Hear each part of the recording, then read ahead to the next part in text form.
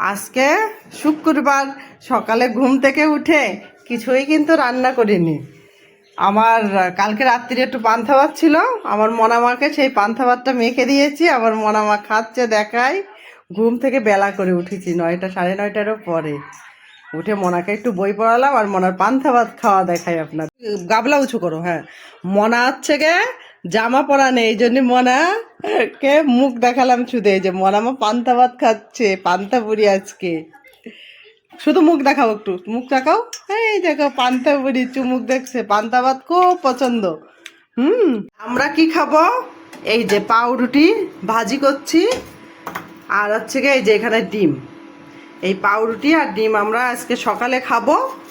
আর হচ্ছে গিয়ে ভাত কিন্তু চাপিয়ে দিয়েছি, এখানে দুপুরের ভাত চাপিয়ে দিয়েছি, কারণ দুপুরের ভাত চাপিয়ে দিয়েছি আগে আগে। মানে এখন কয়টা বাজে রে? আমি 11টা বেজেছে, 11টা হয়তো বা বেজে গিয়েছে, কারণ এত তাড়াতাড়ি আমি দুপুরি ভাত চাপাই না।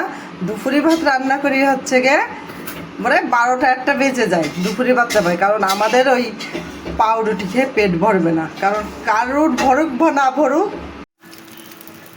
ডিমটা ভাজতে দিয়ে দিলাম, একই সঙ্গে দেওয়া হয়ে গেছে, কারণ ডিম আমি ভাজি করছি না, আমার অমিমনি ভাজি করছে আর আমি ভিডিও করছি।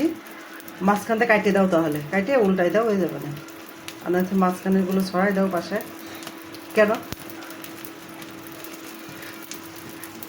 এটা হচ্ছে সময় নিচ্ছে বেশি, চারিপাশে ছড়াই দিলেই হয়ে যাবে না, তাড়াতাড়ি হয়ে যাবে না ডিমটা।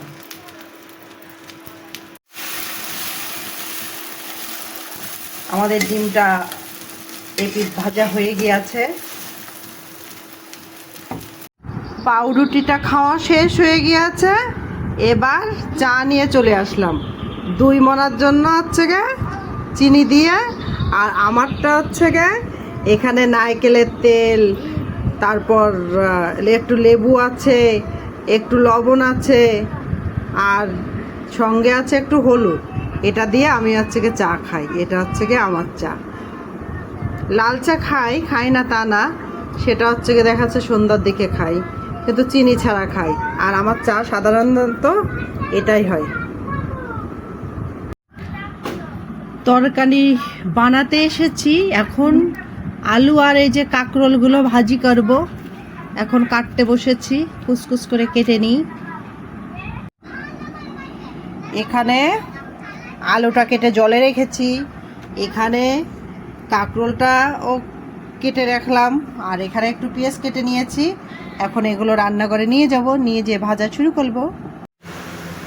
এখানে লবণ, হলুদ, মরিচের গুঁড়া, পেঁয়াজ আর কাঁকরোল আর আলু একসঙ্গে দিয়ে আমি ভাজা শুরু করে দিলাম।